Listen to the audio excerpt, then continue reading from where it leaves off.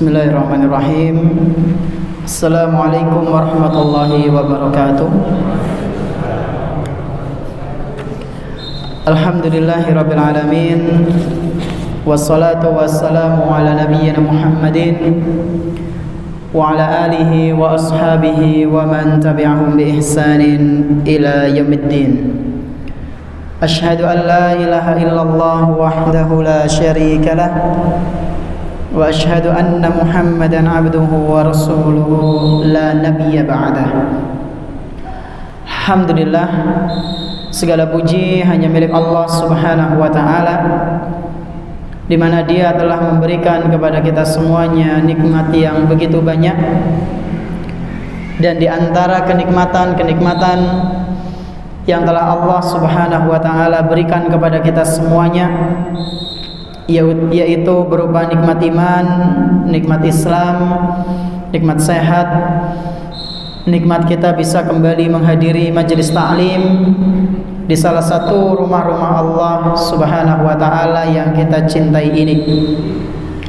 Kita berharap semoga apa yang kita pelajari pada malam yang berbahagia kali ini bisa kita amalkan dalam kehidupan sehari-hari dan menjadi bekal kita kelak ketika berjumpa dengan Allah Subhanahu wa taala di hari akhir nanti. Allahumma amin. Tak lupa pula salawat dan salam semoga senantiasa tercurah limpahkan kepada Nabi kita yang tercinta, Nabi Muhammad sallallahu alaihi wasallam, beserta para keluarganya, para sahabatnya dan umatnya yang senantiasa mengikuti sunnah-sunnah beliau hingga hari akhir nanti. Para jamaah, bapak-bapak dan ibu-ibu rahimani wa rahimakumullah, insyaallah pada malam yang berbahagia kali ini kita akan melanjutkan kajian rutin bulanan kita, membahas tentang nopo. Pembahasannya kelalek. Bahas apa? Najis. Bahas tentang masalah fikih. Nah, kemarin kita terakhir pembahasan tentang apa? Praktek nggih. Sudah pada praktek. Kemudian libur berapa bulan, Pak Bu? 1 bulan ya, karena lebaran. Dan alhamdulillah kita masih diberikan umur oleh Allah, diberikan kesempatan oleh Allah untuk belajar nggih. Alhamdulillah masih ada waktu yang Allah berikan kepada kita. Insyaallah di malam hari ini kita akan membahas seputar pembatal wudu. Apa yang akan kita bahas, Pak Bu? Seputar pembatal wudu. Di pertemuan-pertemuan sebelumnya kita sudah membahas syarat-syarat wudu dan sunnah-sunnah wudu. Syarat-syarat wajib wudu atau rukun-rukun wudu. Panjenengan tesih kemutan napa pun kelalen? Wonten pinten? Hah? Pinten? Sedoso rukun sekawan. Ada yang jawab 6, sekawan, sedoso. Sing bener sing ngendi ki? Sing pundi, Pak? Pripun, Pak? Ada 6 nggih. Rukunnya ada 6. Kalau sunnahnya baru ada berapa? Sekawan. Berapa? 10 sedoso okay. Rukunnya ada 6, sunnah-sunnahnya ada 10. Kita ulang sebentar. Rukunnya ada 6. Yang pertama apa? Niat. Kemudian membasuh wajah, rukun wajah. Terus membasuh kedua telapak tangan sampai pundi? Seko. Kemudian yang ketiga yang keempat mengusap kepala, ya. Yang kelima apa? Membasuh kedua kaki sampai pundi? Cukup sampai mata kaki, ya. Ora usah ngasih dengkul, ya. Cukup sampai mata kaki. Dan yang terakhir apa? Urut, tertib, enggak boleh acak-acakan. Ini rukun wudu yang enggak boleh kita tinggalkan. Adapun sunnah-sunnahnya yaitu membaca basmalah. Yang kedua, membasuh telapak tangan. Yang ketiga, kumur. Yang keempat, menghirup air ke dalam hidung lalu mengeluarkannya. Yang kelima, mengusap seluruh kepala. Ya, rukunnya itu cuma sebagian di mazhab Syafi'i. Kalau pengen lebih sempurna, ya disunahkan semua kepala diusap. Berapa tadi? 1, 2, 3, 4, 5. Yang keenam, ngusap telinga, itu sunnah, ya. Telinga luar dan telinga dalam. Yang ketujuh apa? Menyela-nyela janggut, itu juga sunnah. Atau menyela-nyela jemari. Lalu yang berikutnya, yang kedelapan, mendahulukan yang kanan baru yang kiri. Sunnah yang kesembilan, sebanyak berapa kali? 3 kali. Karena yang wajib itu 1, boleh 2, boleh 3. Dan yang terakhir berkesinambungan, urut, ya. Jadi kita sudah belajar rukun wudu, sunnah-sunnah wudu. Nah, sekarang berarti pembatal wudu, ya. Jadi lengkap insya Allah. Rukunnya kita sudah tahu, sunnahnya kita sudah tahu. Berarti sekarang tinggal sing bisa membatalkan wudu. Pembatal wudu. Nah, pembatal wudu ini ada berapa, Ustaz? Sekurang-kurangnya ada 7. Wonten pinten? 7. Akeh apa sepetil nggih?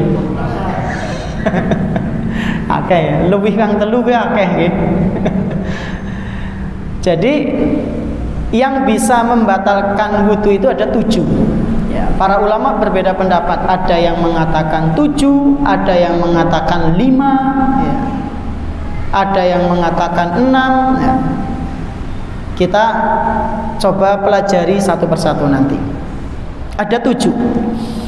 Yang pertama,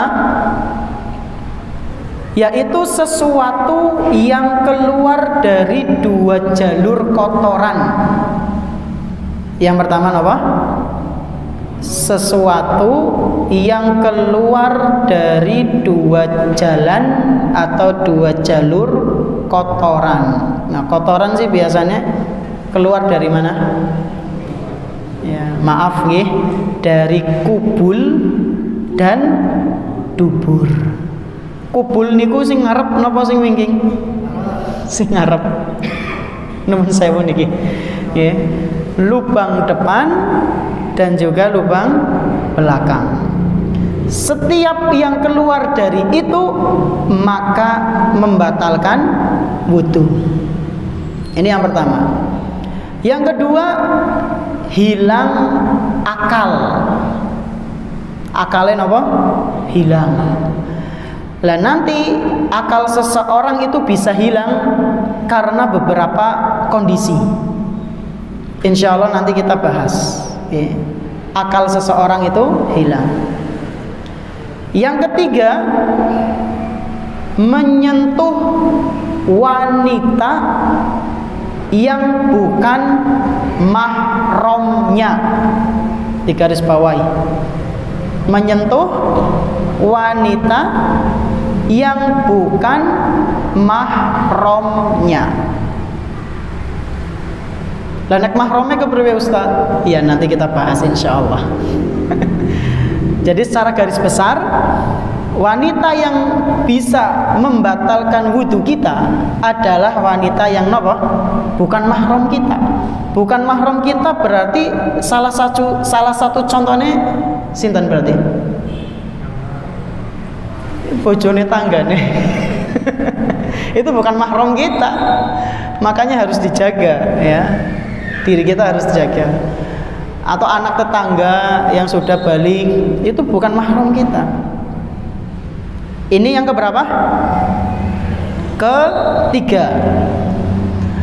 Lalu yang keempat, yang bisa membatalkan wudu adalah menyentuh kemaluan dengan telapak bagian dalam.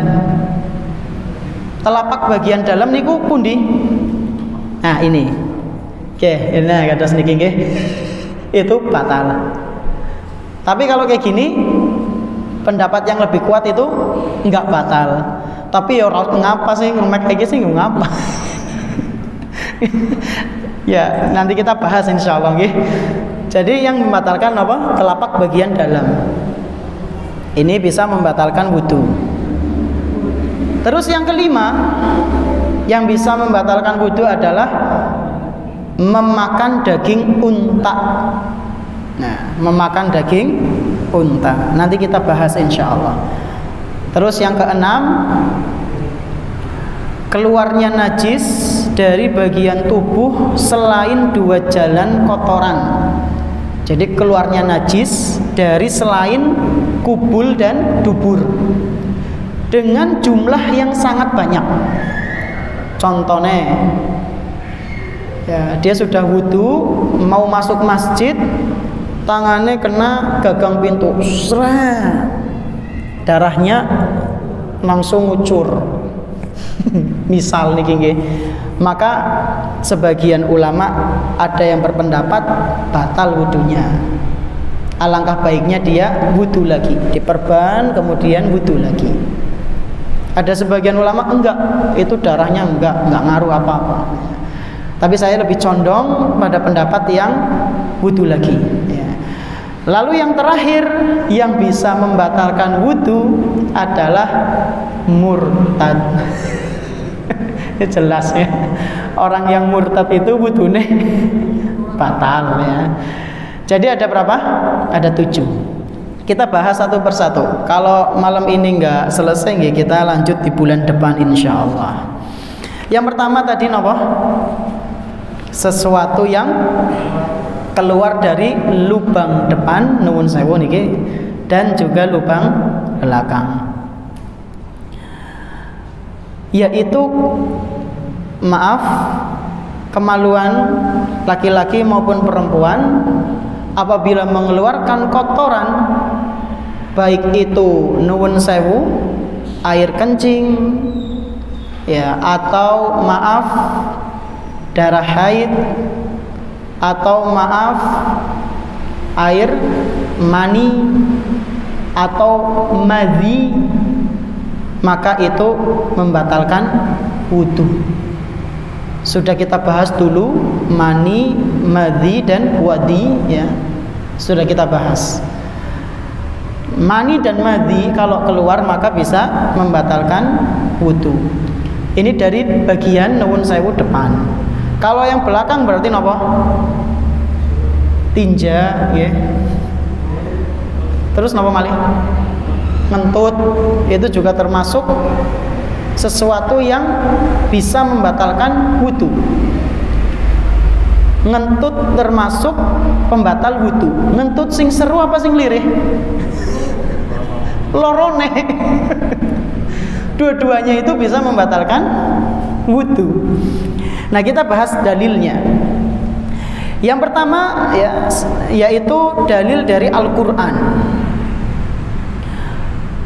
Bahwasanya Allah Subhanahu wa taala menyebutkan di dalam Al-Qur'an surat Al-Maidah ayat ke-6 dan juga surat An-Nisa ayat ke-43. Di situ Allah Subhanahu wa taala memerintahkan kepada para hambanya untuk bersuci dari buang hajat apabila hendak menunaikan sholat. Kata Allah Subhanahu wa taala, "Au jaa ahadum minkum minal ghaita." Apabila kalian sudah selesai dari buang hajat, buang keperluan, ya maksudnya nuwun sewu BAB atau PAK, maka bersucilah. Kalau nggak nemu air, ya tayamum. Ya. Ini dalil pertama yang menunjukkan bahwasanya buang air besar ataupun buang air kecil itu membatalkan wudu. Ini masalah yang pertama, najis, ya. Kemudian yang hadas, contohnya hadas bau apa? Kentut. Ini juga ada dalilnya. Dalilnya dalam sebuah hadis yang sahih yang diriwayatkan oleh Imam Bukhari. Rasulullah sallallahu alaihi wasallam pernah bersabda, "La tuqbalu sholatu man ahdasa hatta yatawaddo." Seseorang itu sholatnya tidak akan diterima oleh Allah apabila dalam kondisi berhadas. Kapan sholatnya itu akan diterima? Sholatnya diterima kalau dia berwudu. Nabi SAW bersabda apa? Seseorang itu kalau kondisinya berhadas, sholat kemudian menunaikan apa? Sholatnya tidak diterima. Kapan sholatnya itu diterima? Kalau dia berwudu. Ketika Nabi SAW mengatakan seperti itu, ada sahabat Nabi yang bingung. Hadas we si apa? Akhirnya tanya sama sampingnya, Abu Hurairah radhiyallahu anhu. Ada seorang laki-laki dari Hadramaut, dia tanya kepada Abu Hurairah, "Mal hadasu ya Abu Hurairah?" Wahai Abu Hurairah, tadi Nabi ngomong hadas. Hadas gue sih contohnya apa? Jadi orang ini masih bingung. Orang yang berhadas sholatnya nggak diterima. Hadas sih apa Abu Hurairah? Maka Abu Hurairah radhiyallahu anhu pun menjelaskan, hadas itu adalah fusaun auturatun. Hadas itu adalah kondisi seseorang kentut yang tersembunyi ataupun kentut yang bersuara. Jadi sing pret kowe ya batal, sing tweet kowe ya batal, apa maning sing dut. Kadang kan nuwun saya meniki nggih, pembahasannya mandan liar dalam tanda kutip. Kadang kan ada yang bersuara, kadang ada yang bes, kadang ada yang nggak ada suaranya, ngerti-ngerti nggak geger gitu. Itu semuanya batal. Lho nyung kan orang ana suarane Ustaz, tapi ambune kuwi lho. Maka yang seperti ini batal. Hadis sahih riwayat Imam Bukhari. Ya. Dan jamaah sekalian rahimani wa rahimakumullah. Ada sebagian ulama mereka berpendapat air mani itu tidak membatalkan wudu. Tapi ini pendapat yang kurang kuat, ya, kurang kuat. Tetap kalau misalnya sudah berwudu kemudian nuwun sewu air maninya keluar, ya orang mau wudu tok. Napa? Adus mandi gitu. Wallahu a'lam bishawab. Ini pembatal yang pertama, bahwasanya sesuatu yang keluar dari lubang depan maupun belakang itu membatalkan wudu. Terus yang kedua, kenapa yang kedua? Kelalaian, hilang akal.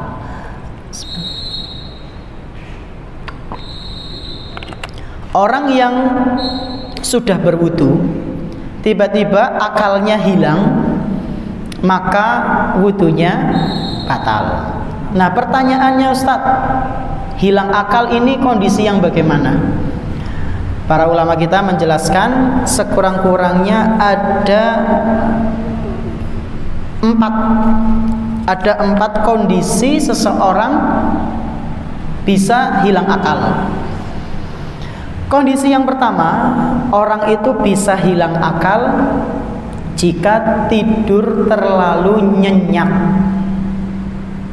Tanda tidur terlalu nyenyak sih pripun? Ngorok. Bahkan anak lindu be sih, ayem be. Lindu pak lindu, meneng be. Lindu pak, anak gempa, isi turu be. Nuwun sewu niki. Ya benar, ciri-cirinya ya seperti itu. Ciri-cirinya itu orang tersebut tidak paham dengan sekitar, tidak paham dengan keadaan sekitar.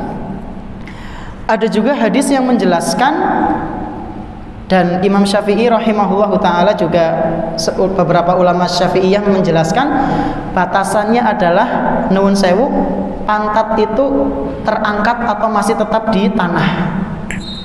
Wonten gambaran mboten? Saya kasih contoh nih. Jadi orang itu kan duduk nih, kayak gini lah. Kalau kita duduknya seperti ini. Ini adalah posisi duduk yang tegap. Seseorang walaupun merem, tapi kalau duduknya kayak gini, itu boleh nggak wudu. Tapi nek wis kayak gini, bisa apa? Nuwun sewu. Dasaran. Nah, gitu. Dasaran pantatnya itu nuwun sewu sudah apa? Mandan buka. Nah, maka yang seperti itu wudu. Ada hadisnya nanti. Jadi batasan seseorang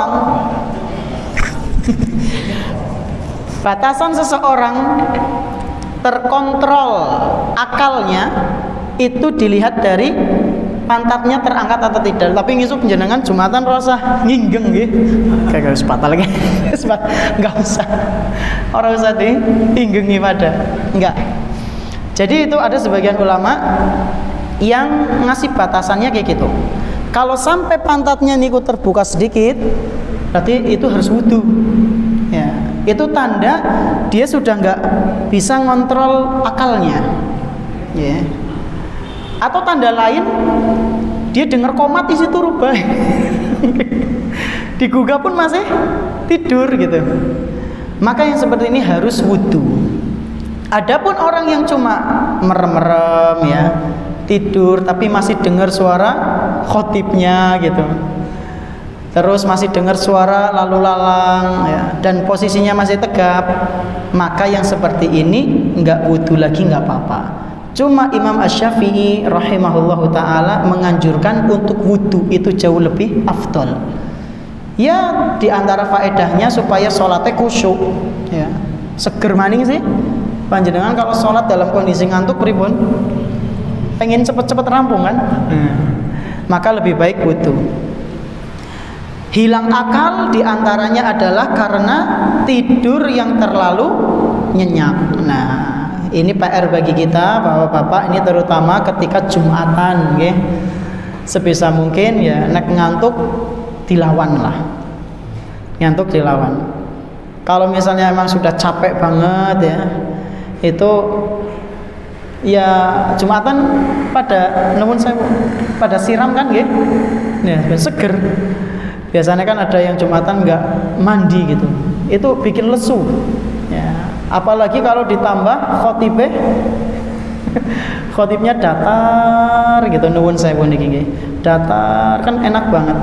Jamaah sholat Jumat rahimani wa rahimakumullah gitu kan, enak buat tidur gitu. Nah, itu tantangannya lebih berat lagi. Makanya ya kita sudah tahu seperti ini, dijaga jangan sampai tidur pulas ya, karena itu bisa membatalkan wudu.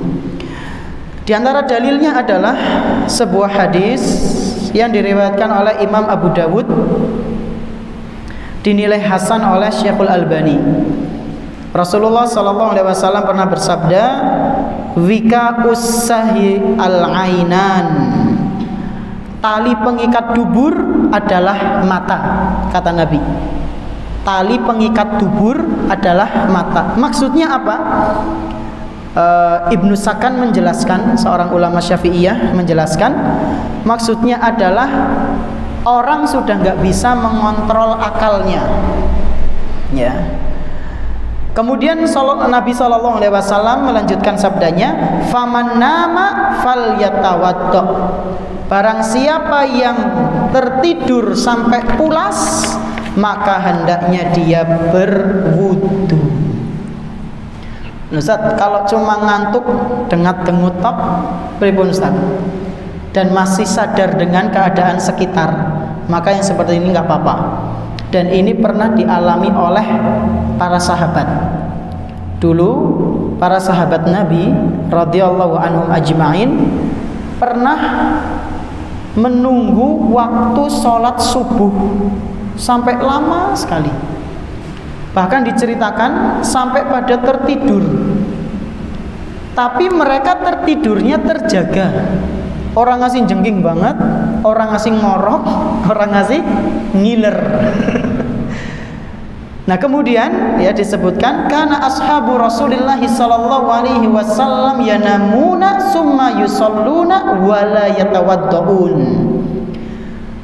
Dahulu para sahabat Nabi itu pernah nunggu salat subuh ya.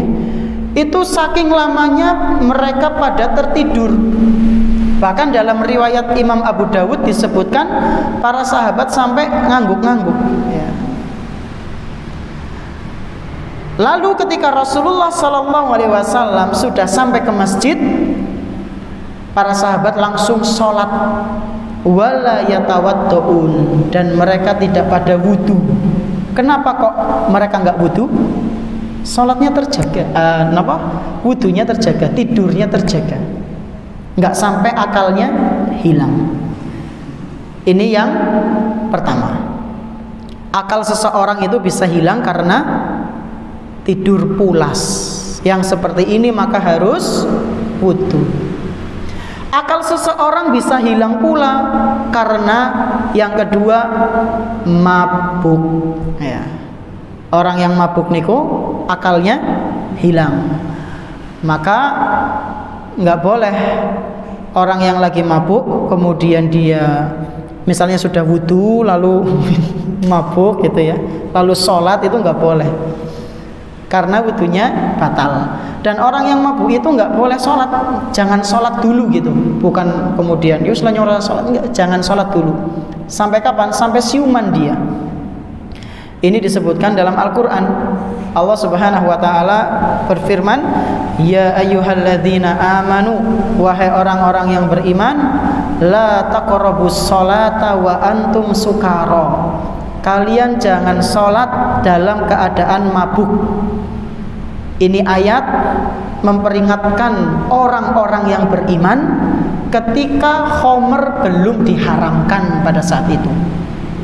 Jadi dulu itu para sahabat, Pak Bu, sebelum khamr diharamkan, mereka kalau lagi duduk-duduk ya karo minum. Adzan, ya adzan, yuk sholat ya. Masya Allah dulu.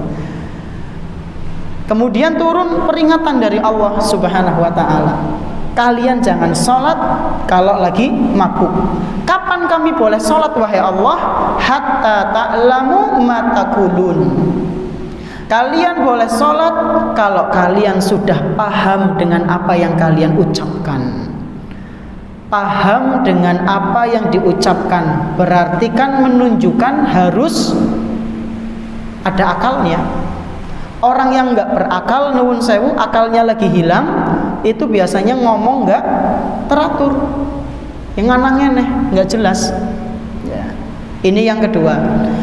Lalu hilang akal itu bisa karena pingsan ya. Bisa karena pingsan.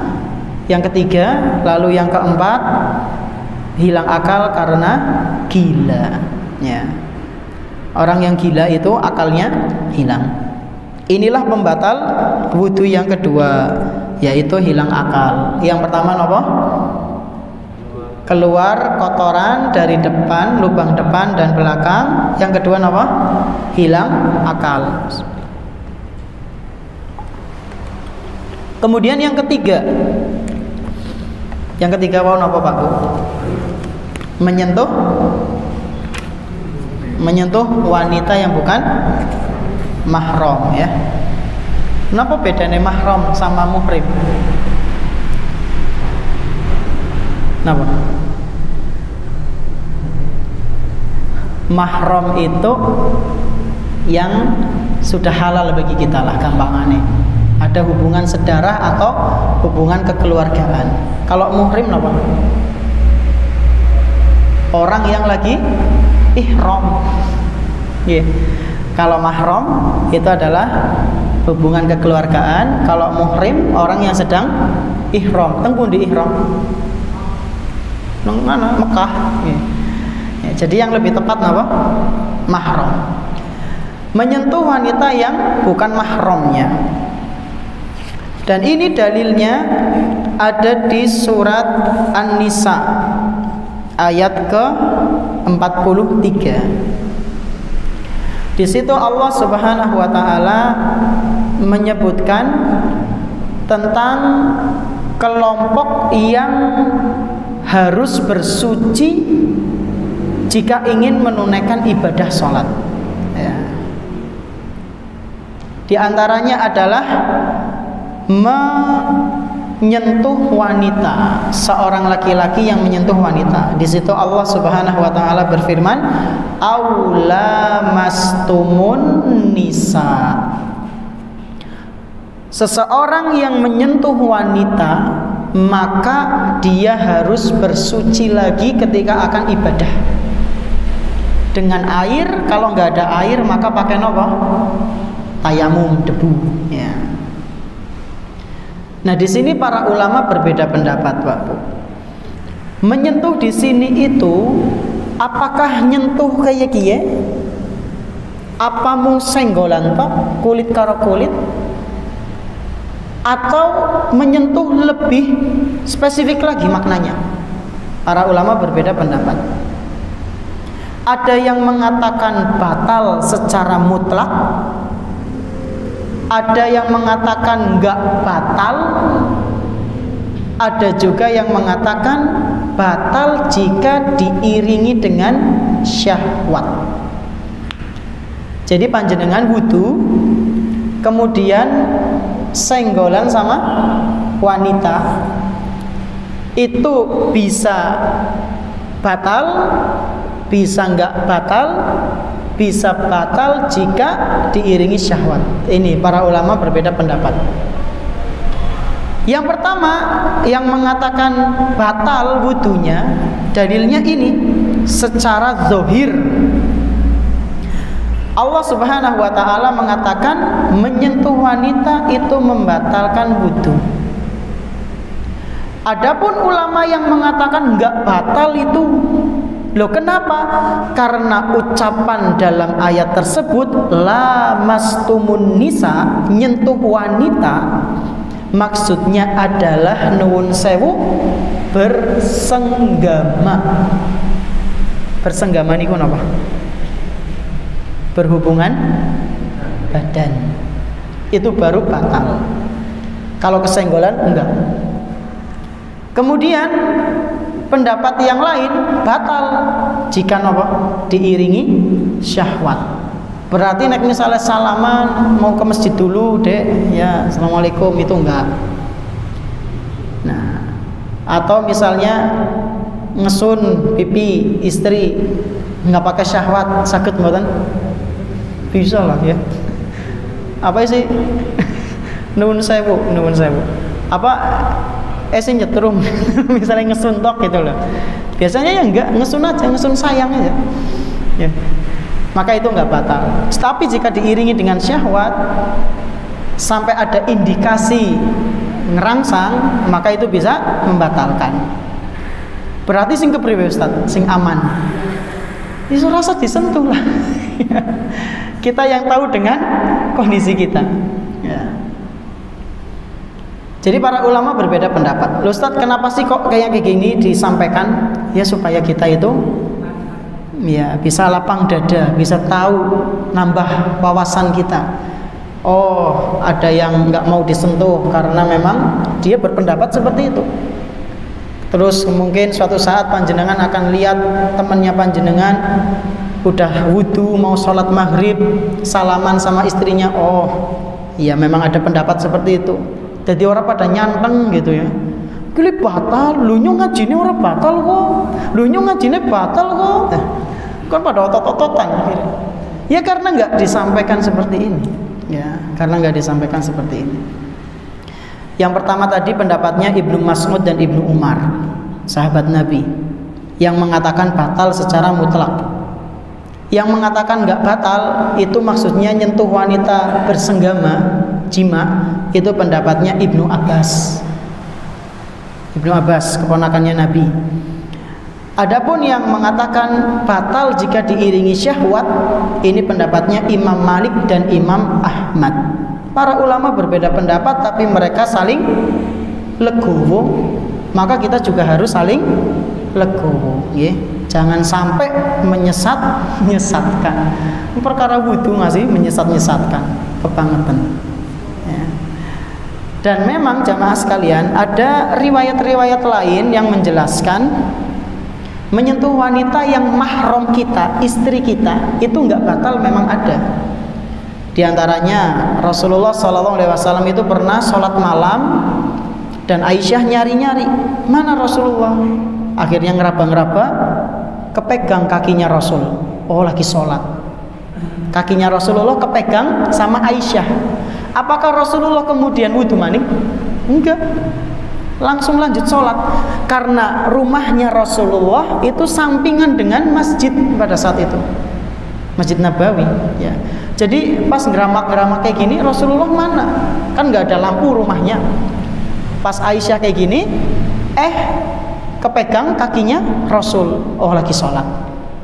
Itu kan kesentuhan, bukan? Sentuhan. Tapi Rasulullah apakah wudu lagi? Enggak. Kemudian pernah ketika Rasulullah SAW lagi sholat malam dan Rasulullah mau sujud, kakinya Aisyah digeser, ya, mau sujud. Digeser berarti nyentuh, bukan? Nyentuh.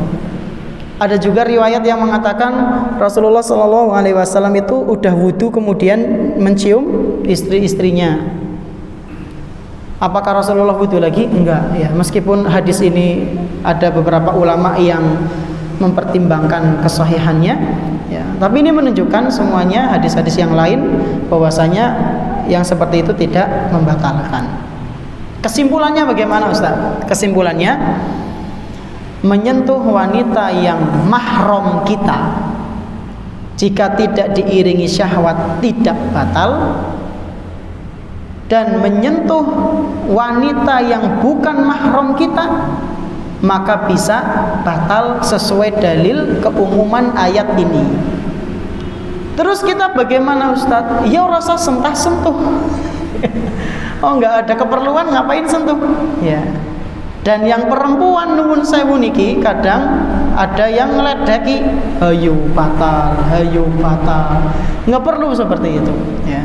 Nggak perlu seperti itu. Wallahu a'lam bishawab. Ini yang ketiga. Yang pertama apa?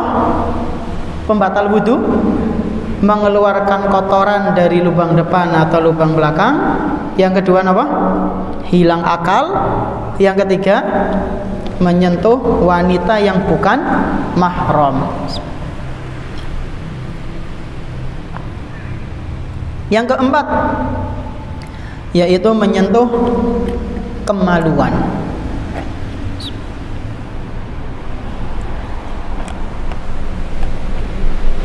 Yang keempat adalah menyentuh kemaluan. Para ulama kita di sini juga berbeda pendapat, Pak. Menyentuh kemaluan itu bisa membatalkan wudu. Ada dalilnya. Ada juga ulama yang berpendapat enggak membatalkan wudu. Kenapa? Loh, ini kan sama anggota badan. Tangan kita sama kemaluan kita itu satu anggota badan apa beda? Satu. Dan itu juga ada dalilnya. Cuma pendapat yang insya Allah lebih kuat adalah yang batal, ya. Dalilnya adalah sabda Nabi sallallahu alaihi wasallam dalam hadis riwayat Abu Dawud. Rasulullah sallallahu alaihi wasallam pernah bersabda, "Man massa dzakarahu falyatawaddo." Barang siapa yang menyentuh kemaluannya, maka hendaknya dia berwudu. Dan menyentuhnya pakai telapak tangan bagian dalam. Ya. Berarti nuwun sewu, kalau kita misalnya nuwun sewu banget niki nggih. Ya harus disampaikan sih nggih. Kukur-kukur ya. Saking ora kuatnya akhirnya langsung terjun. Langsung nggak pakai pembatas kain, langsung mlebu. Nah, ngukur itu kan pakai ini apa pakai ini? Ngukur kemaluan. Ini kan sing luwih kasar gitu ya. Grup. Maka batal mboten? Batal. Nah, kalau kukur-kukurnya di luar gini, kena kain kayak gini. Batal mboten? Tidak. Ya, ada pembatasnya. Nah, cuma saya sarankan Pak Bu, biasanya kan ada anduk itu nuwun sewu, ada anduk yang ketebalannya nggak terlalu tebal. Kadang kalau kita jembreng itu keton gitu ya. Nah, yang seperti itu hati-hati. Mbok panjenengan lagi mengeringkan ya, mengeringkan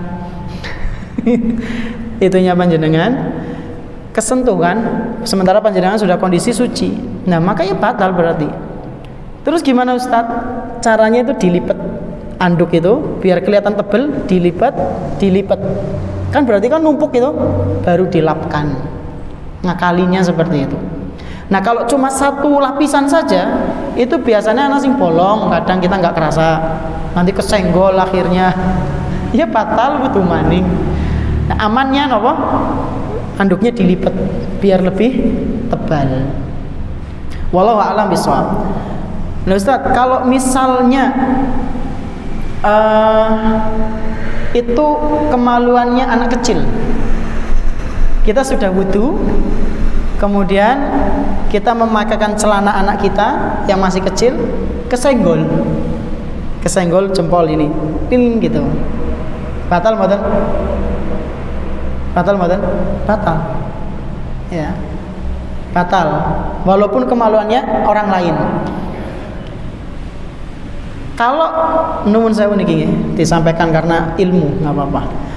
Kalau nuwun sewu pantat itu membatalkan tidak? Pantat bokong batal apa ora? Udah isya apa?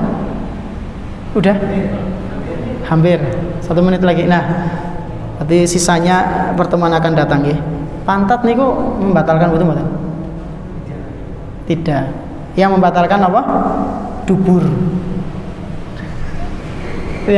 Yang buat buang kotoran tinja itu. Jadi terus kemudian nuwun sewu. Kalau rambut gimana?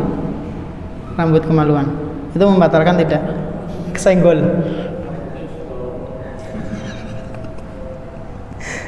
Itu membatalkan badan. Kenapa batal? Termasuk bagian kemaluan. Bokong kan juga kemaluan. Kita bahas insya Allah di pertemuan akan datang. Biidnillahi ta'ala. Sudah waktunya isya ya. Ampun kepikiran ya. GPR. Subhanakallahumma wa bihamdik asyhadu an la ilaha illa anta astaghfiruka wa atubu ilaik. Terima kasih atas perhatiannya. Mohon maaf atas segala kekurangannya. Wassalamualaikum warahmatullahi wabarakatuh.